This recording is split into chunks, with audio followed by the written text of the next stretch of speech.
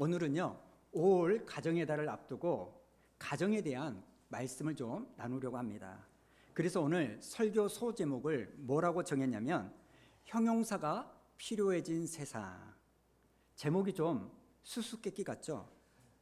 유진 피터슨이라는 이 목사님이 쓰신 책을 보니까 아주 멋진 글이 하나 있습니다. 보여주실래요? 건강한 명사는 형용사가 필요하지 않다. 생각하면 생각할수록 멋진 말입니다. 건강한 명사에는 굳이 그 앞에 이 명사를 설명해 줄 형용사가 수식어가 필요가 없는 겁니다. 예를 들어서 엄마라는 단어를 생각해 보세요. 엄마, 가슴이 찡해지죠.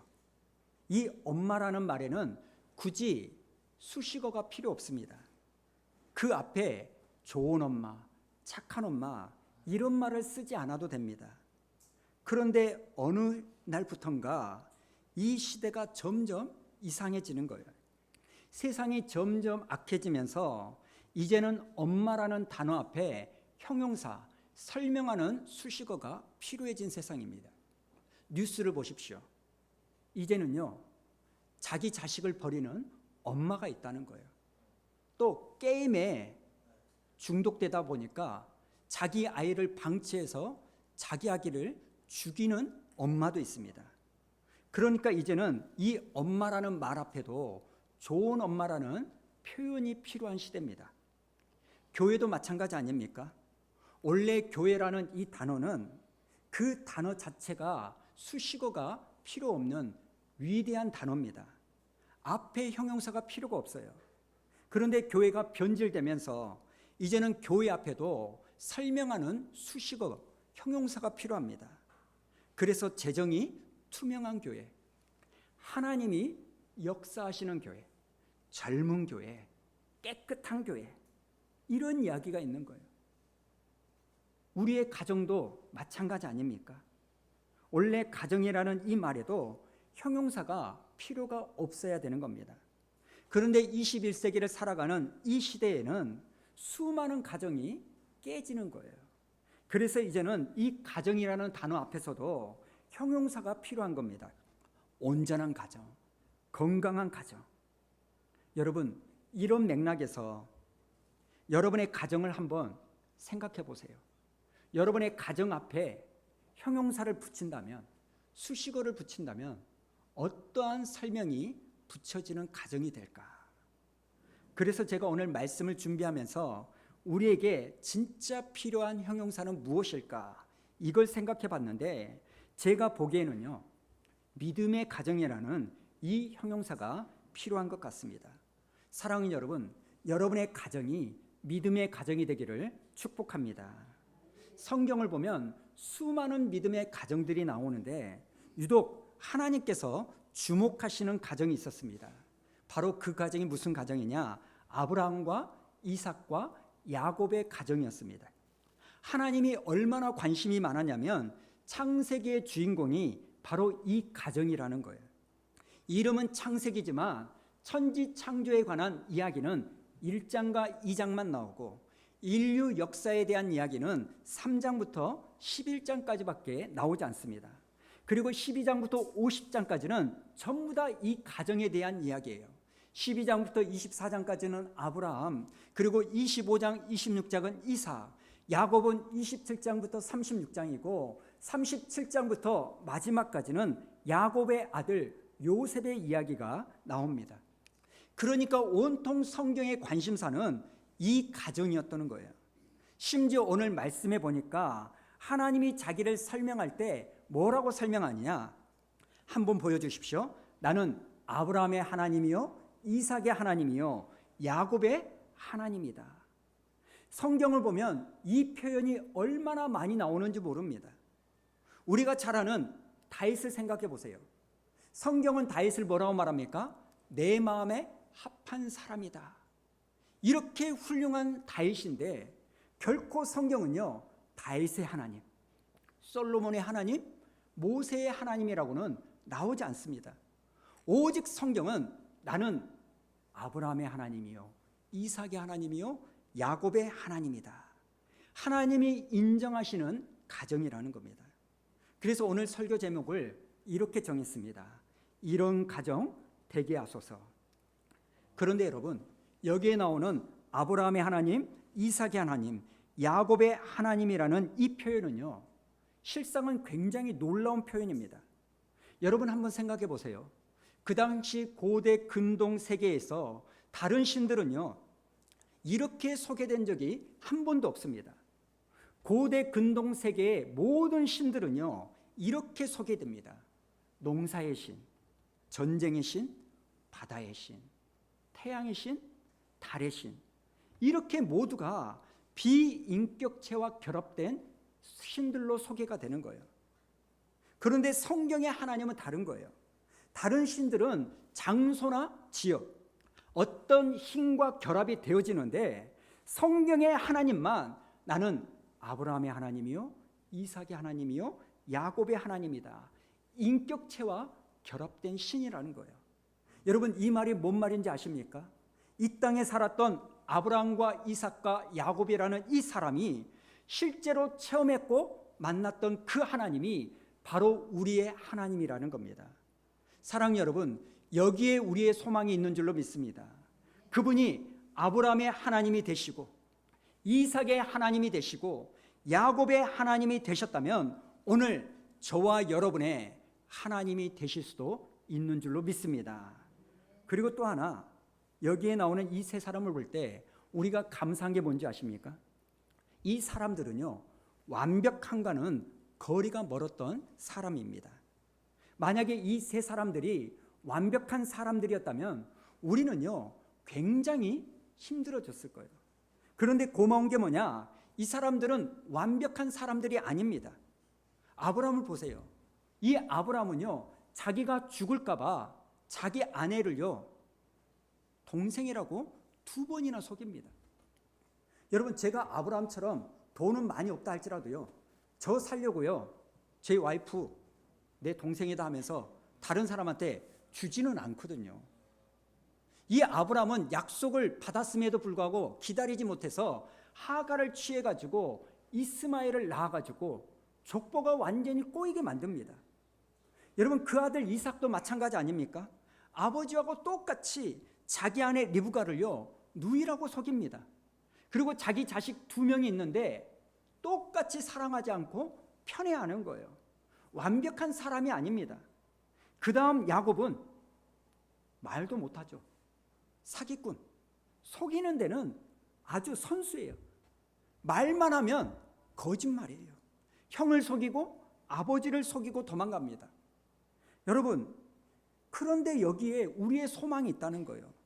이 세 사람들은 완벽했기 때문에 하나님이 주목하신 사람들이 아니라, 하나님이 지금 이들을 주목하신 이유는 완벽이 아니라 그들이 믿음의 사람들이었기 때문에 주목한 줄로 믿습니다. 부족하기 그지없는 엉망진창인 삶을 살았지만 그래도 이들은요, 하나님을 믿었고 순종하는 삶을 살았습니다. 그래서 하나님이 이 가정을 주목하신 거예요. 마찬가지로 우리의 가정도 문제가 많습니다. 오늘 이렇게 멸종한 것처럼, 괜찮은 것처럼 이렇게 앉아있지만 사실 들여다보면 엉망진창 아닙니까? 그러나 우리에게도 소망이 있는 줄로 믿습니다. 왜냐하면 하나님은요, 우리의 완벽함을 보지 아니하고 우리의 믿음을 보시기 때문입니다. 자, 이제 한 사람씩 찾아볼 텐데요. 여러분, 아브라함이 누굽니까? 아브라함은 믿음의 조상이었다는 거예요. 여러분, 어느 집에서나 믿음 생활을 처음 시작한 사람은 아브라함으로 부름받은 줄로 믿습니다. 우리 집에 아무도 예수를 믿는 사람이 없었는데 내가 처음으로 예수를 믿었다. 그럼 내가 아브라함으로 부름받은 거예요. 성경을 보면 이 아브라함의 아버지 데라는요, 하나님을 믿지 않는 우상 숭배자였습니다. 그런데 어느 날 하나님이 아브라함에게 나타나셔서 처음으로 아브라함이 그 집안에서 하나님을 믿게 된 거예요. 자, 창세기 12장 1절을 보니까 이렇게 말합니다. 여호와께서 아브라함에게 이르시되 너는 너의 고향과 친척과 아버지의 집을 떠나 내가 네게 보여줄 땅으로 가라. 지금 아브라함은 이 말씀에 순종해서 믿음의 조상이 된 겁니다. 그런데 여러분, 이 말씀이 얼마나 어려운지 아십니까? 오늘같이 이사나 이민이 흔한 시대가 아닙니다. 그 당시에는 시족사회, 부족사회입니다. 나의 전부예요. 그런데 본토 친척 아비 집을 떠나 내가 지시할 땅으로 가라. 그러면서 이미 보여준 땅도 아니고 보여줄 땅이라는 거예요. 네가 먼저 순종해서 네 아비 집을 떠나면 그 다음에 내가 땅을 보여주겠다는 거예요. 너무나 위험하고 무모한 일입니다. 그런데 아브라함은 그 명령에 순종하는 거예요.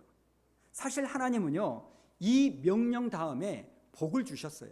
자, 2절과 3절 우리 한번 읽어볼까요? 시작. 내가 너로 큰 민족을 이루고 네게 복을 주어 내 이름을 창대하게 하리니 너는 복이 될지라. 너를 축복하는 자에게는 내가 복을 내리고 너를 저주하는 자에게는 내가 저주하리니 땅의 모든 족속이 너로 말미암아 복을 얻을 것이라 하신지라. 아멘. 하나님 명령 다음에 이러한 복이 붙은 겁니다. 근데 질문이 있습니다. 하나님이 여러분에게 이러한 명령을 하신 다음 이런 복을 주신다면 여러분은 그 명령을 따르실 수 있습니까? 결코 쉽지가 않습니다. 그런데 아브라함은 떠났다는 거예요.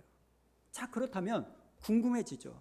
어떻게 아브라함은 네 후손이 큰 민족을 이룰 것이다, 이것이 어떻게 본토 친척 아비 집을 떠날 수 있는 동기부여가 될 수 있었나? 말씀을 한번 보여주세요. 11장 30절. 아브라함에게는 문제가 있었어요. 그게 뭡니까? 자식이 없는 결핍의 문제가 있었습니다. 요새 불임 부부도 아이가 없으면 엄청난 스트레스를 받는데 그 당시 시족 사회에서 자식이 없다? 정말 심각한 문제였습니다. 그런데 하나님이 지금 말씀하시는 거예요. 내가 네게 보여줄 땅으로 가면 그 다음에 네 자손들을 축복하겠다. 지금 자식이 한 명도 없는데 너로 하여금 큰 민족을 이루게 만들어주겠다. 여러분, 지금 아브라함은요, 자기에게 있었던 결핍의 문제 때문에 하나님에 대한 믿음을 가지게 된 겁니다. 그래서 여러분, 때로는요, 결핍이 축복일 수도 있다는 사실을 기억하십시오. 실제로 결핍의 문제 때문에 하나님을 믿게 된 사람들이 너무나 많습니다. 우리 중에 일대 신앙인들, 집에서 처음 믿기 시작한 대부분의 사람들은 이 결핍의 문제 때문에 하나님을 믿게 되는 거예요. 우리 교회 허봉남 권사님 계시죠? 우리 허 권사님은요, 그 집에서 아브라함이었어요. 왜 하나님을 이분이 믿게 되었냐? 성경 공부 때 들어보니까 결핍의 문제 때문이었어요. 이야기를 들어보니까 30대 후반에 38, 9쯤에 그렇게 의지하던 남편이 갑자기 돌아가신 거예요. 청천벽력이죠. 그런데 문제가 뭐냐면 시댁에서 남편, 동생이나 형, 그런 시댁 식구들이 밤늦게 찾아와서 막 못 살게 구고 행패를 부릴 때가 많다는 거예요. 그래서 권사님 생각이 남편이 없다고 이렇게 내가 당하는데 내 자식들 넷이라도 이렇게 살면 안 되겠다. 육신의 아버지는 이제 없지만 하늘의 아버지를 내가 가지게 해야 되겠다. 그래서 이분이요, 예수님을 믿게 되었다는 거예요. 여러분, 실제로 수많은 사람들이 이 결핍의 문제 때문에 하나님을 찾습니다. 건강의 결핍, 가난이라는 결핍, 자녀 문제라는 이 결핍, 이 문제들 때문에 하나님을 찾아오는 사람들이 정말 많습니다.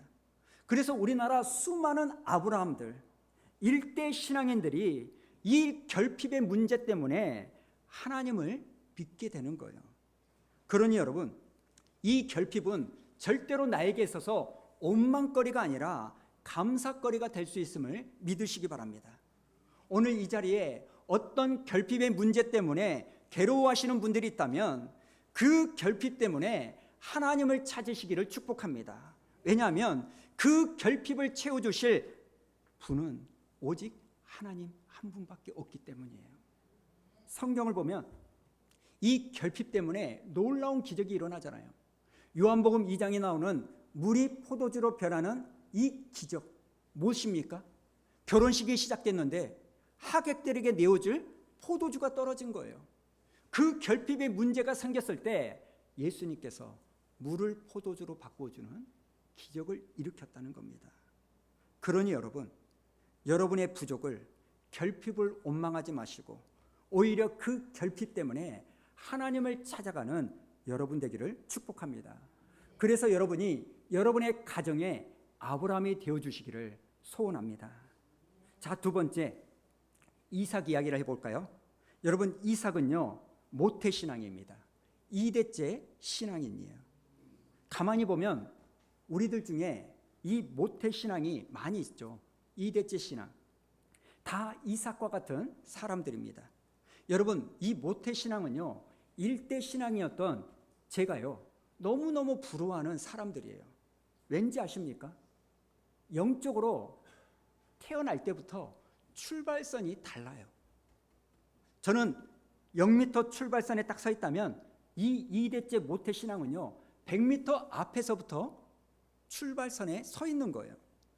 태어날 때부터 복을 받고 태어난 겁니다. 여러분, 이삭은요 순종의 사람이었어요. 창세기 22장을 보면 아버지가 자기를 제물로 바치려고 할 때 아버지는 이미 100세가 넘어서 힘이 없어요. 그런데 이 이삭은요 10대, 혈기왕성하거든요. 얼마든지 반항을 할 수 있습니다. 그런데도 이삭은 그 아버지의 행동에 순종합니다. 여러분, 그렇게 순종하는 삶을 살기만 했더니 이 이삭이요 엄청난 형통의 복을 받게 되는 겁니다. 오늘 이 자리에 있는 모태신앙인들, 2대째 신앙인들, 여러분 잘 들으십시오. 여러분은 순종만 하면 저절로 형통하게 되어 있다는 사실입니다. 왜요? 바로 여러분의 부모가 흘린 눈물의 기도 때문입니다. 그런데 오늘 모태신앙인의 문제가 뭐예요? 2대째 신앙인들의 문제가 뭡니까? 이것도 못해, 저것도 못해, 다 못해. 그래서 나는 모태신앙이 아니라 모태신앙이 되어버리는 거예요. 교회가 어떻게 돌아가는 거 다 아는데 나는 못해. 모태신앙이 되어버리는 거예요. 여러분, 이런 사람들이 정말 불쌍한 사람들입니다. 차려진 밥상이 분명히 내 앞에 있는데 먹지를 못하는 거예요. 예비된 복이 있음에도 불구하고 내가 가지지를 못하는 거예요. 순종만 하기만 하면 복을 받을 수 있는데도 난 이것도 못하고 저것도 못한대요. 결국에는요 모태신앙이 되고 못된 신앙으로 변질이 되는 거예요. 그런데 여러분, 이삭은요 다른 거 안 하고 순종만 했는데 형통의 복을 받습니다. 자, 창세기 26장 12절부터 우리 한번 읽어볼까요? 시작. 이삭이 그 땅에서 농사하여 그 해에 100배나 얻었고 여호와께서 복을 주심으로 그 사람이 창대하고 왕성하여 마침내 거부가 되어 양과 소가 때를 이루고 종이 심이 많음으로. 지금 이삭이 얼마나 큰 복을 받았냐면 그 땅에서 농사를 지었는데 그 해에 100배의 수확을 얻었다는 거예요. 여러분, 이걸 그냥 대충 읽으시면 안 돼요. 원래 이삭은요 농사꾼이 아닙니다. 양을 치던 유목민이에요. 그런데 처음으로 이삭이 농사를 지었는데 그 첫 해에 100배의 수확을 얻는 거예요. 여러분, 이 말에 우리는 놀라야 돼요. 보통 사람들은요 첫 해에 시행착오를 겪지 않습니까? 우리 같으면 첫 해에 실패해서 야, 농사 어렵네, 이 농사 생각처럼 쉽지 않네, 이런 말을 해야 되는데 지금 이삭은요 그 첫 해에 100배의 수확을 얻었습니다. 매출 1억짜리가 100배면 어때요? 100억이에요. 연봉 5천짜리가 100배면 50억이 된 겁니다. 그런데 그 비결이 뭐라고요? 농사 공부를 해서가 아니에요. 주변 사람들에게 조언을 듣고 좋은 땅을 얻어가지고 농사를 지었기 때문이 아닙니다. 화면을 한번 보여주시면 성경은 이렇게 선포합니다. 뭐라고 말합니까? 여호와께서 복을 주심으로. 여호와께서 복을 주셨기 때문에 분명히 초보자인데 처음인데 하나님께서는 순종하던 이삭에게 이런 엄청난 복을 주셨다는 것을 믿으시기 바랍니다. 그러니까 여러분, 모태신앙인들, 이대째 신앙인들, 여러분은 순종만 하면 저절로 형통할 수가 있어요. 사람을 가만히 보면 될 것 같은데 안 되는 사람이 있고 안 될 것 같은데 되는 사람이 있어요. 지금 이삭은요, 안 될 것 같은데 되는 사람이었다는 겁니다. 오늘 여기에 있는 이대째 신앙인들, 모태 신앙인들, 예를 들면 우리 허곤사님 아들 김준숙 장로님, 시연이, 우리 하은이 자매, 잘 들으세요. 현석이도. 여러분들은 오늘 이삭과 같이 복을 받은 사람이라는 걸 기억하셔야 돼요. 부모가 흘린 눈물 어린 기도 때문에 여러분이 순종만 하면 여러분들은요, 이삭처럼 형통할 수가 있는 거예요. 부모의 기도가 있기 때문에 여러분이 하나님께 순종만 하면 이러한 형통의 복을 받을 줄로 믿습니다. 그런가 하면 세 번째, 야곱인데요. 이 야곱은요, 할아버지의 하나님, 아버지의 하나님을 나의 하나님으로 삼았던 사람입니다. 지금 신앙이 아브라함에서 이삭으로 잘 건너왔어요. 그래서 이제는 3대째 넘어가야 되는데 이 신앙이 3대까지 연결되는 게 결코 쉬운 게 아닙니다. 그런데 하나님은 이걸 원하시는 거예요. 오늘 2대째인 이삭에게는요, 쌍둥이 아들들이 있었잖아요. 그런데 이게 절반밖에 신앙이 전달이 안 되는 거예요. 큰아들 에서에게는 신앙이 안 가는 겁니다. 여러분 한번 생각해 보세요. 할아버지가 누굽니까? 믿음의 조상 아브라함이에요. 이삭이 누굽니까? 아버지가 누구예요? 이삭이에요. 그런데 그런 집안 안에서도 신앙이 전달이 되지 않을 수도 있는 거예요. 이건 무서운 이야기입니다. 할아버지가 목사고 아버지가 장로인데 그 자식이 믿지 않을 수도 있는 거예요. 여러분 알고 보면 이런 사람이 제일 불쌍한 사람이에요.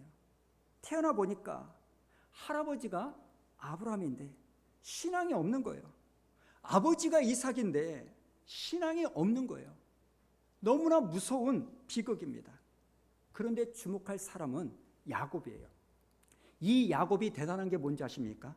신앙에 이어달리기에 있어서 원래 3본 주자는 야곱이 아니라 형 에서입니다. 그런데 동생으로 주자가 바뀐 거예요. 운명이 바뀐 거예요. 그럼 어떻게 해서 바뀌게 되었을까? 왜 야곱이 이 복을 이어받았는지 아십니까?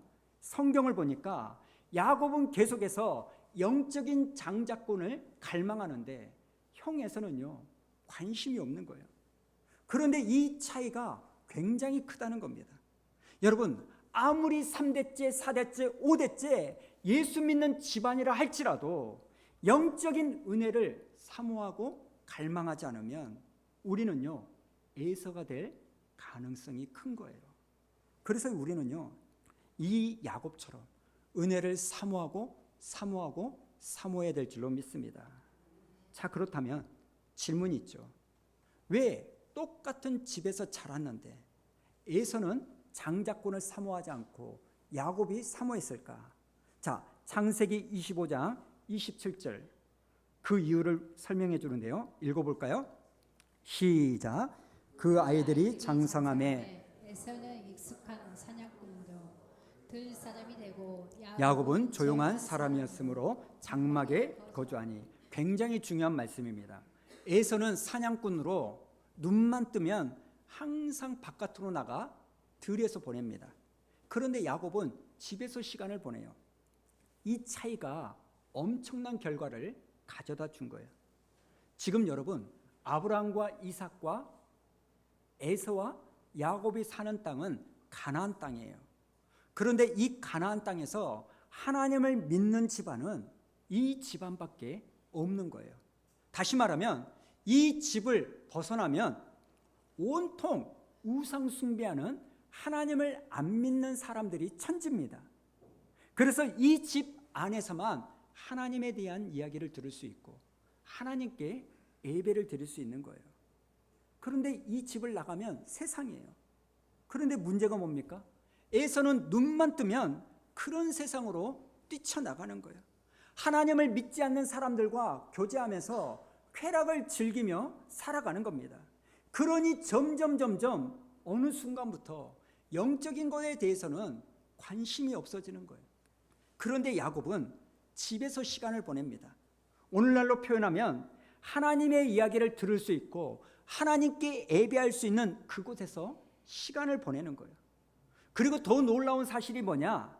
야곱이 이 장막에서 시간을 보낼 때 그 장막 안에는 아버지 이삭만 있었던 게 아니라 할아버지, 믿음의 조상이었던 아브라함도 이 야곱과 무려 15년을 같이 보낸 거예요. 여러분, 우리의 모든 가치관과 여러분 생각은요, 청소년기에 많이 형성됩니다. 그런데 에서는 그 시기에 눈만 뜨면 바깥으로 나가는 거예요. 세상의 쾌락을 즐기며 살아가는 거예요. 그러자 어느 순간부터 영적인 것들을 무시하게 되는 거예요. 그런데 야곱은 집에서 시간을 보내면서 할아버지 아브라함과 이야기를 나누는 거예요. 무슨 이야기를 했을까요? 야곱아, 너 그거 아니? 할아버지가 어떻게 하나님께 부름 받았는지 아니? 갑자기 하나님께서 나타나셔서 본토 친척 아비집을 떠나래. 그래서 믿음으로 순종했더니 네 아버지 이삭이 태어났다. 그런데 약속을 받아놓고도 내가 기다리지 못해서 네 큰아버지 이스마엘을 낳아버렸어. 그래서 우리 집안 족보가 좀 꼬이게 된 거야. 그리고 있잖아, 내가 네 아버지를 하나님 명령에 순종해서 제물로 바치려고 했거든. 그 순간 하나님께서 아브라함아, 아브라함아, 멈춰라. 그러면서 순양이 예비된 여호와 이레 하나님을 내가 경험했어. 여러분, 이 이야기를 하나씩 들으며 야곱이 자란 거예요. 그 이야기를 들으면서 이 야곱은요, 자연스럽게 영적 장자권에 대한 갈망이 생기는 거예요. 여러분, 그렇기 때문에 우리와 우리 자녀들이요, 어디에서 누구와 시간을 보내느냐가 굉장히 중요합니다. 저는 여러분의 자녀를 에서로 키우지 마시기를 부탁드립니다. 야곱으로 키우셔야 돼요. 나중에 돌아오겠지, 그렇게 아니란 생각, 착각하시면 안 됩니다. 지금 용돈으로 하든지 무슨 핸드폰 시간으로 하든지 무슨 수를 써서라도 교회로 데리고 오셔야 돼요. 제일 어리석은 게 뭔지 아십니까? 엄마 교회 다녀올 테니까 너 텔레비 보고 놀고 있어. 이게 제일 어리석은 이야기예요. 나중에 조금만 크면요, 돈 준다고 해도요, 안 따라다녀요. 안 따라다녀요. 지금 야곱은요, 할아버지의 하나님, 아버지의 하나님을 바로 나의 하나님으로 삼았던 사람입니다. 저는 제 딸들이요, 아버지 배홍수의 하나님을 나의 하나님으로 고백했으면 좋겠어요. 여러분이 잘 모르시겠지만 제 딸들이 예배, 교회에 와서 하나님을 만나기를 원한다. 제가 이런 사모함을 가지고 있지만 그런다고 해서 제가 기도만 하고 끝나지는 않습니다.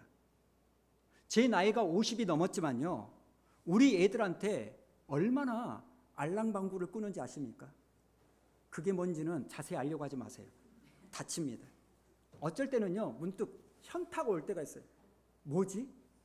내가 지금 뭐하고 있지? 이런 생각이 와요. 그런데 여러분, 그래도 하는 거예요. 왜 그런지 아십니까? 아버지 배홍수의 하나님이 우리 수연이의 하나님, 서연이의 하나님, 시연이의 하나님이 되기를 제가 원하니까. 똑같습니다. 제가 새벽마다 기도합니다. 수안 우리 교회에서 우리 성도님들의 자녀들이 바로 할아버지의 하나님, 아버지의 하나님이, 할머니의 하나님이, 어머니의 하나님이 나의 하나님으로 고백되어지기를 저는 기도합니다. 놀라운 사실이 뭔지 아십니까? 바로 이 집안에 나중에 요셉이 태어난다는 거예요. 이 가정의 복이 이어지는 거예요. 여러분, 요셉이 누굽니까? 형통의 대명사예요. 가는 곳마다 하나님이 형통하게 하십니다. 여러분, 요셉은요, 그 당시 이방인이었고 노예 출신입니다. 그럼에도 초강대국 애굽의 총리가 돼요. 그리고 7년 동안 가뭄으로 인하여 온 세계가 초토화될 때 이 요셉을 통하여 수많은 사람들이 죽지 않고 살아나는 복의 근원이 됩니다. 그런데 여러분, 어떻게 요셉이 이런 형통의 복을 누릴 수 있었느냐? 요셉이 똑똑하고 영리했기 때문이 아닙니다. 이 모든 시작은 믿음의 조상이었던 아브라함부터였습니다.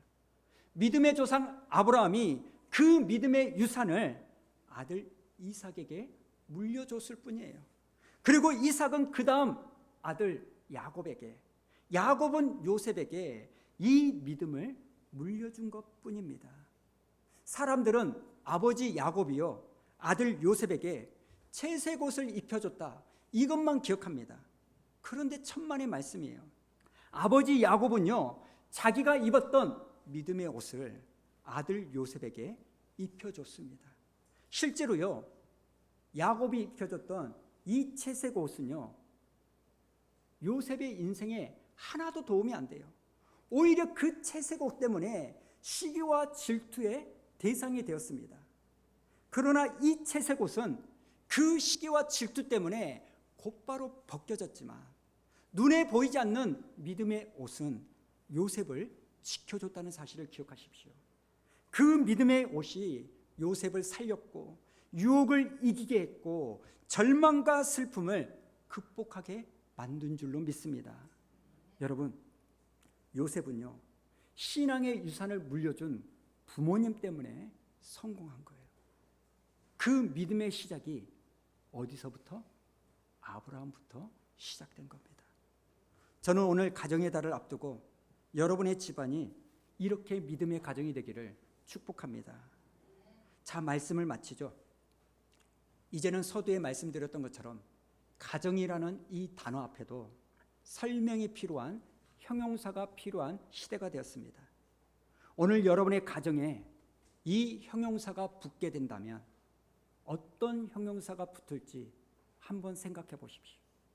저는 여러분의 가정 앞에 서로가 무관심한 가정, 큰 소리만 나는 가정, 자식의 신앙은 방치하는 가정, 그저 돈 이것만 말하는 가정, 이런 게 아니라 그 앞에 믿음의 가정이라는 이 아름다운 형용사가 붙기를 소원합니다. 그리고 그렇게 되기 위해서는 여러분, 아브라함처럼 결핍의 문제가 있을 때 하나님을 찾으십시오. 그리고 이삭처럼 순종하여 예비된 복을 받으십시오. 그리고 야곱처럼 여러분, 세상과 교회 양다리를 걸치지 말고 교회 돌아가는 거 잘 안다고 합리화시키지 말고 여러분, 영적인 것을 사모하는 믿음의 3대가 되시기 바랍니다.